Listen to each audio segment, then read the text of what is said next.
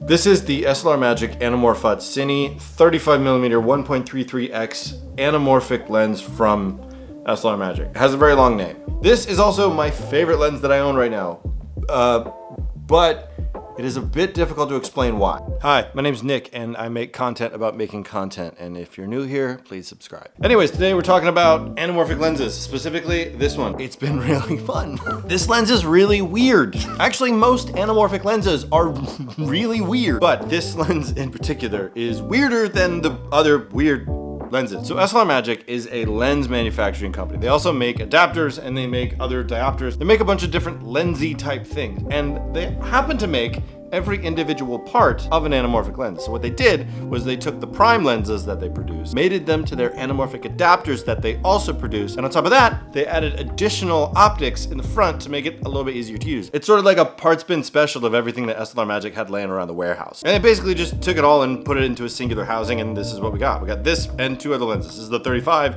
They also made a 50 and a 70. But here's where things start to get a little weird, because it's hard to explain why this is actually a good lens at all. First off, it's a 1.33 times squeeze, which is not the most anamorphic lens that you can get. 1.6 or even 2x squeeze are typically the more cinematic looking images that you would get from an anamorphic lens, not 1.3. That being said, a lot of anamorphic lenses that do have this squeeze factor are less expensive, which is one of the reasons why this was made the way it was. The other thing about this lens is that it is incredibly it is incredibly difficult to focus. This lens is wide open at t2.4, which is about f2.2 if you're not used to the t-stop measurement system. And at wide open, it actually is impossible to focus this lens. I could not find a focus point. The lens is entirely too soft for me to actually figure out where my focus plane was when I was wide open. Realistically, this lens isn't even really usable outside of f4 or even 5.6. I was shooting at it regularly at around f8. Well, why would you buy a t2.4 lens and never shoot below like f8? Because it like loses all of its character and you lose all the flare and all that stuff. And that's true. You do lose a lot of the character. Why would I do that? Another thing about this lens is the focus ring moves.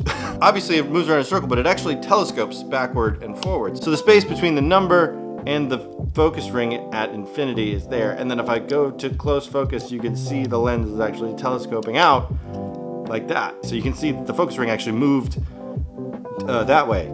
The other thing is that as you focus this lens, it moves the outer element. So you can't like put filters on the front of this without rotating the filters. So using a variable ND is kind of out. It's also really heavy. It's like it's like 3 pounds. Because it's a PL mount lens, it makes it very difficult to mount onto most cameras. You have to buy an enormous adapter for the camera so that you can use this lens on it. And it just adds to the bulkiness and the weight of your camera, no matter how small it already is. We're talking about a lens that is difficult to use at best, heavy, soft, ergonomically really strange, and it's an anamorphic lens with like not a lot of a squeeze factor.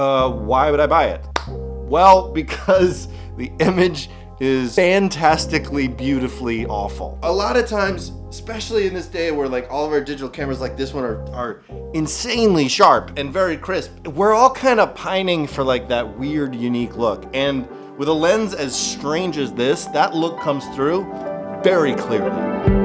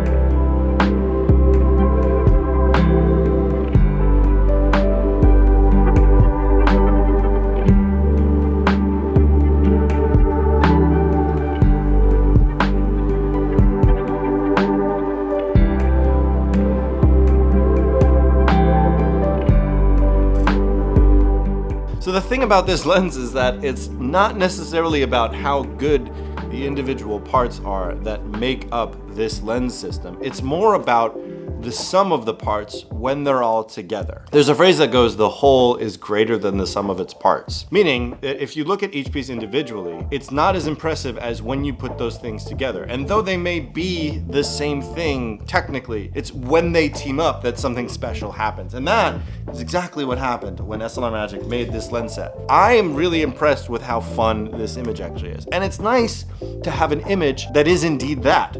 A fun image. It's not a good image. Like there are very, very few occasions where I would actually use this lens for client work or for commercial work, but I would use the crap out of it for narrative work or personal work because it's just such a joyous thing to deal with such a strange image. And I would rather deal with the inconsistencies and difficulties of using a lens like this because when it does work, it's an incredibly unique and stylized look, and it's really, really fun. So it's actually worth the trouble to make this lens work than to just abandon it because it's a bit more difficult than normal. I'm gonna be making some more content about this lens in the future, so please stay tuned, subscribe, like, and comment on this video if you want to see anything about it. My name's Nick Friend, and I'll see you in the next one.